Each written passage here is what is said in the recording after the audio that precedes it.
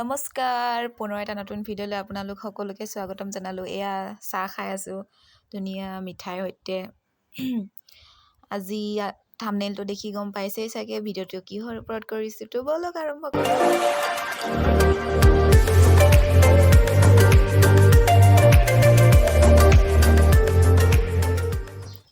আৰু এখন প্ৰথম শাক বনাইছোঁ, কচু শাক।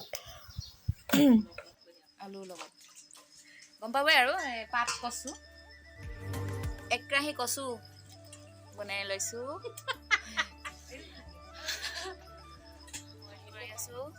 মাছ এপিচ দি দিছোঁ, তেতিয়া খাবলৈ অকণমান ভাল হ'ব, মিঠা হ'ব।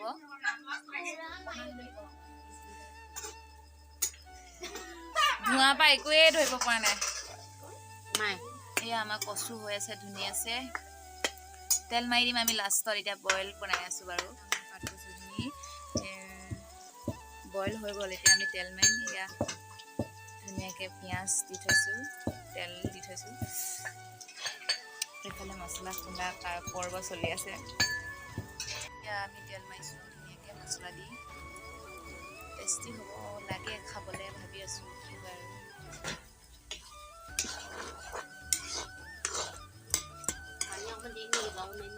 পানী অকণমান দিলে ভাল হ'ব, মানুহৰ সংখ্যাটো চাই। এখন বনোৱা হৈ গৈছে, এতিয়া আমি 2 নম্বৰখন শাক বনাবলৈ আগবাঢ়িছোঁ।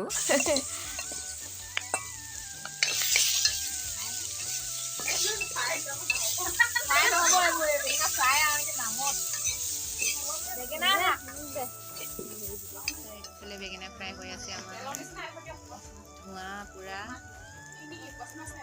সৰু সৰু বেঙেনা ফ্ৰাই কৰি আছোঁ। এইফালে আমাৰ আঠমঙলাৰ মেইন মানুহ এইফালে চাহ খাইছে। এইফালে কইনা ভনীয়েকে গাহৰি মাংস হপায় কুকাৰটোত। চাওঁ কি আছে, গাহৰি অকণমান হেৰি কৰিছে, কি বুলি কয়, পিচবোৰ সৰু সৰু কৰিছে, মানুহ বেছি যে। আমাৰ বেঙেনা ফ্ৰাই হৈ গৈছে। এইবাৰ আমি নেক্সট কি বনাম, ফ্ৰেঞ্চবিন ভাজি বনাম। ধুনীয়াকৈ কাটি মেলি থৈ দিছোঁ। ইয়াৰে অলপ তেল ৰৈ গৈছে, তাতে বনাই দিছোঁ। আৰু এইফালে মই বনাই আছোঁ ঘামিজনী। পৰিবা ভৰাম দিয়া থৈছোঁ।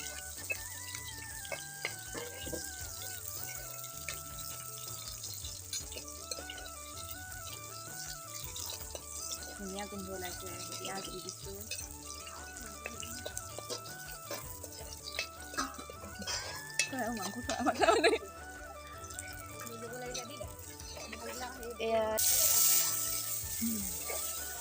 ফ্ৰেঞ্চবিন ভাজি আছোঁ এইফালে। ইয়াৰ পাছত আমি বনাম কবি হালধি 2টা বস্তু কাটি লৈছোঁ, মানে একেটাতে নধৰে। কবিহে একেটাতে ধৰা নাই, সেইকাৰণে 2টা বস্তু কাটি লৈছোঁ। এইফালে ফ্ৰেঞ্চবিনখিনি ভাজি আছোঁ। এয়া কবি ভাজি বনাই আছোঁ। এতিয়া এফালৰ পৰা কৈ যাওঁ আৰু, এয়া হৈছে ফ্ৰেঞ্চবিন ভাজি, এয়া হৈছে বেঙেনা ফ্ৰাই, তাৰপাছত এয়া হৈছে পাত কচু শাক, মাছ দিছোঁ। এয়া হৈছে বিলাহী আৰু গাজৰৰ চাটনি। আৰু ইফালে আছে এই সৰু কেৰাহী, ইয়াত আছে দালি, তাৰপাছত সৰু কেৰাহীটোত আছে গাহৰি মাংস, আৰু এয়া ভাত। এয়া হৈছে আইটেমবোৰ।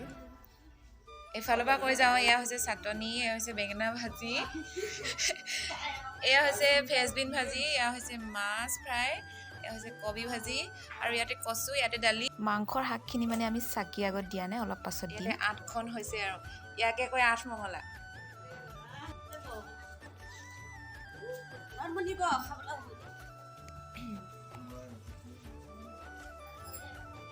আজিৰ ভিডিঅ'টো ইমানতে সমাপ্ত কৰিব বিচাৰিছোঁ।